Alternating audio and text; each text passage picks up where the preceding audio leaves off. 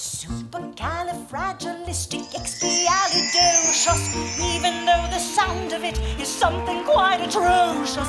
If you say it loud enough, you'll always sound precocious. Supercalifragilisticexpialidocious.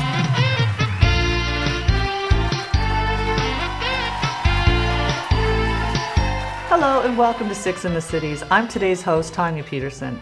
I am so excited to take you viewers inside the world of the Chanhassen dinner theaters for the amazing production of Mary Poppins. And I'm joined today by Mr. Mart King, who plays the role of Bert. So welcome, Mart, or should I call you Bert? You can call me whatever you want. I will respond to either one. Let's go with Mart. Excellent. Perfect, Well, Tanya. perfect. I enjoyed the show so much. And for our viewers who haven't seen it yet, kind of tell us how it is that your character interacts with the people in the audience. Stars come up, spotlight comes up, and there I am. And I'm the narrator of the show. I'm the connection between the audience and the show itself. Speaking directly to the kids and telling them the story and seeing their reactions. And there's sometimes right before those lights come up where if I know I have a kid sitting right next to me, I'll kind of wave to him in the dark. You actually jumped up right by our booth, so I know what those little kids feel like. Exactly. You've been in so many other productions and things. What's this one like in comparison to some of the other roles you've played? This is a dream role for any actor, really, because you get to do everything. You sing, you dance, you act, tap dancing, regular musical theater dancing, you have to use an accent. It kind of encompasses everything that you want to be able to do in theater.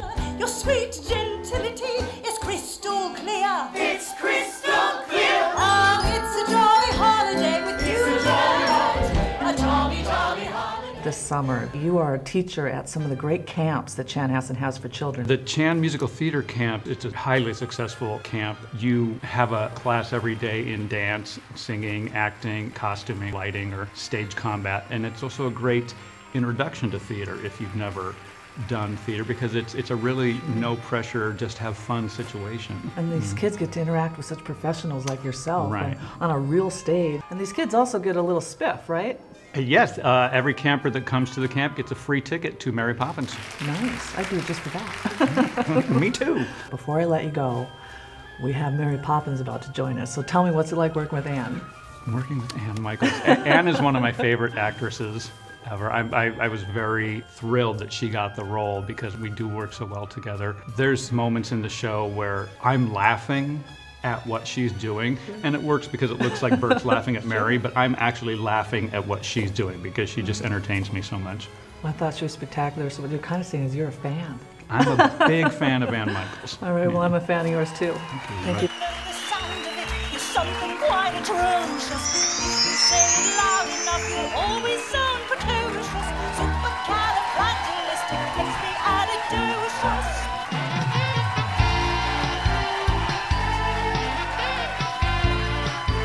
Well, welcome back to Six in the Cities. I'm your host today, Tanya Peterson, and I am over the moon today to be joined by Miss Anne Michaels, who plays Mary Poppins at the Chanhassen Dinner Theater. Welcome. Thank you. It's good to be here. I'm such a fan. I enjoy your show so very much. I'm glad to hear that because I love this play, this musical, so much that my hope and desire is that people come and they enjoy themselves. What did you do specifically to prepare for Mary Poppins?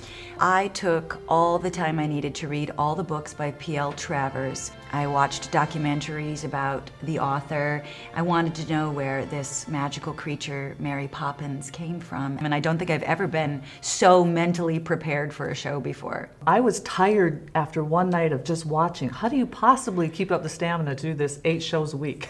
You know, stamina is an interesting topic because there are some shows that I do where I can actually have somewhat of a normal life and do my 8 shows a week. But with this one, I have to really manage my time and my energy, and I think about it every day. I wake up in the morning, I wiggle my voice around, what do I have? So I know how hard I have to work in order to have the voice I need by 8 p.m. I would be remiss if I didn't bring up the amazing songs, because the entire drive home from Chanhassen, I am singing Spoonful of Sugar all day. Your information is faulty. Open. For a spoonful of sugar, that's the medicine. Go down, the medicine. Go down, medicine. Go down. Just a spoonful of sugar, that's the medicine. Go down in the most delightful way. A spoonful of sugar. sugar, let's go fly a kite, supercalifragilistic. They're all in there. Supercalifragilisticexpialidocious, even though the sound of it is something quite atrocious. If you say it loud enough, you'll always sound precocious. Supercalifragilisticexpialidocious. They have to be reimagined in a way in order to be on a stage. For instance, Walt Disney had the ability to make dancing penguins happen. Sure. You know, cartoons. Special effects. Special effects, that's what we call them. So we were going to fly in today, but we just didn't have it set up for That's you. right. That's We need Disney. next time. Right.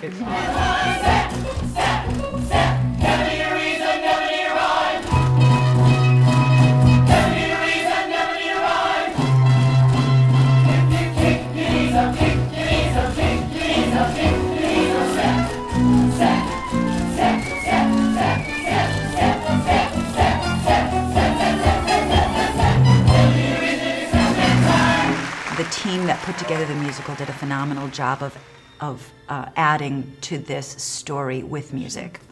Well, prior to our interview, you and I were talking a little bit about the story, and we were both commenting that it's still so timely for today. Don't you agree? I absolutely do. When Cameron McIntosh approached P.L. Travers, the writer of all the Mary Poppins books, she was already in her 90s. And she was absolutely insistent that if they made a stage musical, she did not want any of the people who worked on the film to work on the musical. They really, really did a phenomenal job of knitting together what existed of the Mary Poppins story from the movie into this new creation, which is the musical. I am so proud to invite my friends and family to the Chanhassen. You show up, you get to order this phenomenal meal. The food was so good. I ordered the steak, upgraded it with the béarnaise and the lobster, and the food was impeccable. It was wonderful. And then a man in a tuxedo comes out and he greets the audience. He announces birthdays and anniversaries, and he just gets you in the mood, in the spirit of now we're going to see something special. And then the orchestra comes in with the downbeat of the play, and off we go for an adventure. Where's my lark? You let my little lark out of his cage. Now you will bear the full brunt of my rage.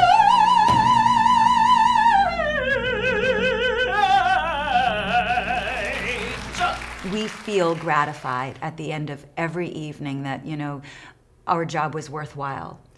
What I noticed too is that there was a table right in front of us with a family of about 10. There were little kids, there were the teenagers, there were the mom and dad, you could tell grandma and grandpa. There was like the entire family could come and watch this show, have an amazing meal, and create that experience that you remember forever. And that's what theater is, right? And this play in particular, I think, can span many generations. A little child's going to be able to come and watch Mary Poppins pull some magic tricks. Sure. And you know, there are people of a certain age who are all going to be familiar with the movies. And before that, people who were big fans of the books, which were written, you know, beginning in the late 30s. So, you know, grandchildren, children, parents, and grandparents alike are going to come in and be able to resonate with this story, which I think is really moving. I love at the end, Mary Poppins, as she's getting ready to leave the family, she sings a tender little song, and you get the sense that this was a special experience for her, and she doesn't really want to leave, but she knows it's time to go. And I'm always so gratified. Goosebumps.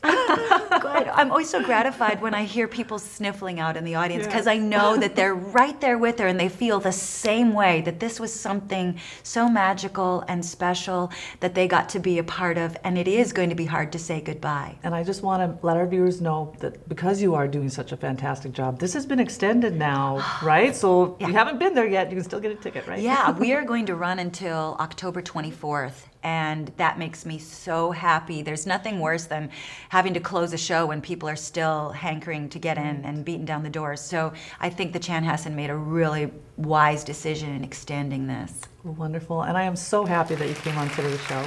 Likewise, you're I'm so going to come see sweet. the show again. Thank you, yay, bring friends.